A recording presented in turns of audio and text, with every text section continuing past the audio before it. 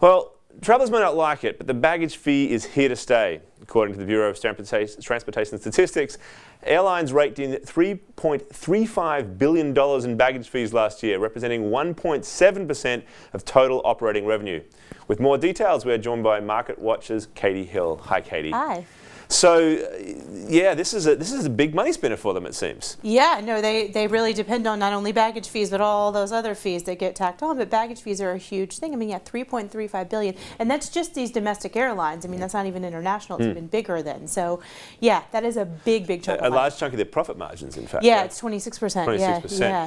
So, I mean, this is their profit in a way, these fees, right? I mean, they break even on the fares, and then everything else is where they cream the profits, right? Right, because they have to compete on the fares. You know, people book based on fares, and so then they've just got to add all these little fees together so that they end up making money. So, yeah, they are very dependent on these. So we can't really expect these to go away anytime soon. So I don't have good news there. And it's not, but it's locked in that sense. It's no capacity for one of them to sort of like try to compete their way out of this and try to find an advantage. I mean, some of them were obviously advertising themselves as no-fee airlines. That's really gone away now. I mean, we're seeing Frontier now up to $50 to put your bag in the overhead bin. Yeah.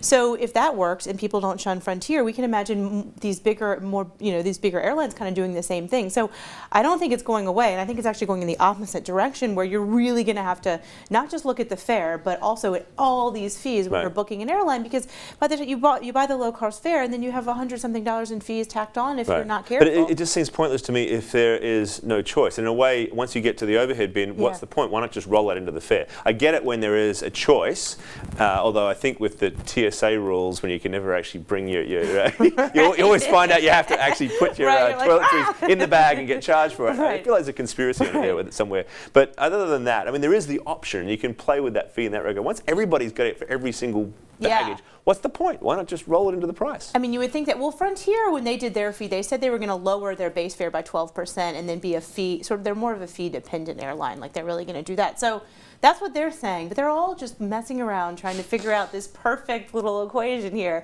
But what that means for you as a consumer is you have to do more work. You have to go on their site, like, how much is a checked bag? You know, what if I need to change my reservation? And it's a whole thing, you know. It's nuts. Any tips on how to get around it if there are some? I wish I had a better tip to do your homework, but that is the #1 thing. When I'm booking a flight, I have one screen on my computer, you know, with the flights, and the other screen with like looking at the airline fees. Airfare Watchdog has a really good chart that shows all the airlines and their fees. It's pretty simple to use. So you kind of look there, and that's where you start. But yeah, I mean, you know, those branded credit cards sometimes let you waive baggage fees, so those could be a good idea. You can go on a site like NerdWallet and figure out if that card makes sense for you.